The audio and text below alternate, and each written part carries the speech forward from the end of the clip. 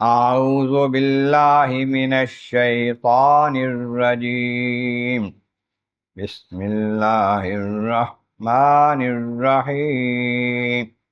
ومن يهد الله فهو المهتد ومن يضلل فلن تجد لهم أولياء من دونه ونحشرهم يوم القيامة على وجوههم عميا وبكما وصما مأواهم جهنم كلما خبت زدناهم سعيرا ذلك جزاؤهم بأنهم كفروا بآياتنا وقالوا أئذا كنا عظاما ورفاتا أئنا لمبعوثون خلقا جديدا۔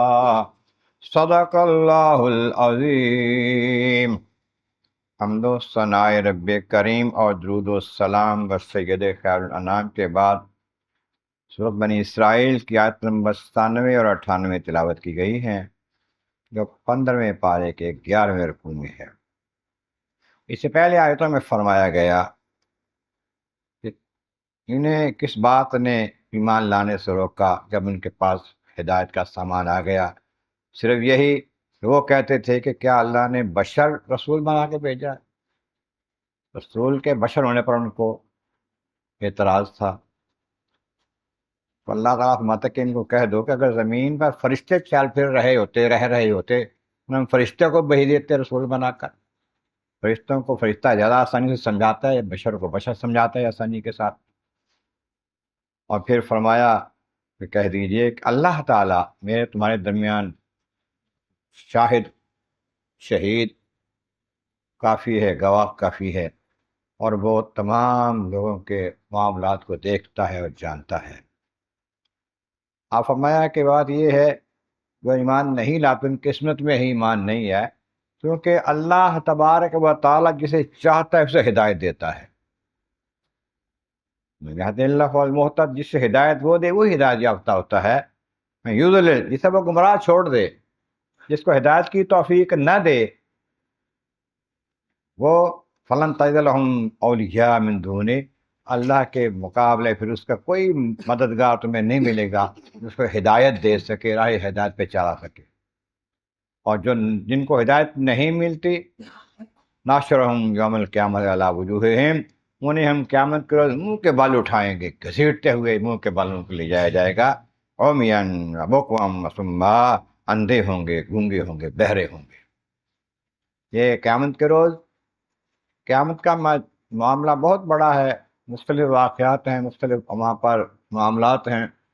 ایک وقت میں وہ اندھے گونگے بہرے ہوں گے، کیونکہ ان کو دل دنیا میں اندھے گونگے بہرے تھے، انہوں نے آنکھوں سے کانوں سے وہ کام نہیں لیا جس کے لیے دنیا میں بھیجے گئے تھے۔ وہ اب وہاں بھی وہ کام نہیں آئیں گے وہ چیزیں۔ ایک روایت میں ہے، اس کا معنی یہ ہے کہ وہ دیکھیں گے تو صحیح، لیکن کوئی اچھی شاید ان کو جو اچھی لگنے والی نظر نہیں آئے گی، سنیں گے صحیح لیکن کیسی آواز نہیں سنیں گے جو ان کو اچھی لگے۔ اس طرح وہ دیکھنے کے علاوہ دیکھیں گونگے بولیں گے لیکن کوئی ایسی چیز نہیں بولیں گے جو خون خوش کرنے والی ہو۔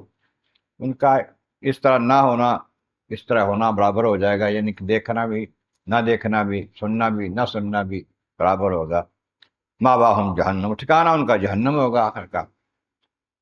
کلما خبت زدناہم سعیرا، جب کبھی وہ جہنم کی آگ جو ہے اس کی بھڑک کمزور ہوگی، کم ہوگی، بجھنے پہ آئے گی، ہم پھر اس کو اور تیز بھڑکا دیں گے۔ مفسرین لکھتے ہیں کہ معنی یہ ہے کہ جب ان کی کھالیں جل جائیں گی، راکھ ہو جائیں گی، اس کے ساتھ کچھ جو آگ نرم پڑ جائے گی، پھر نئی کھالیں دے کے اس کے ساتھ پھر ان کو جلائیں گے دوبارہ۔ ذالک جزاؤہم، یہ ان کا بدلہ ہے، کیوں؟ انہم کفروا بآیاتنا، انہوں نے ہماری آیتوں کا انکار کیا تھا۔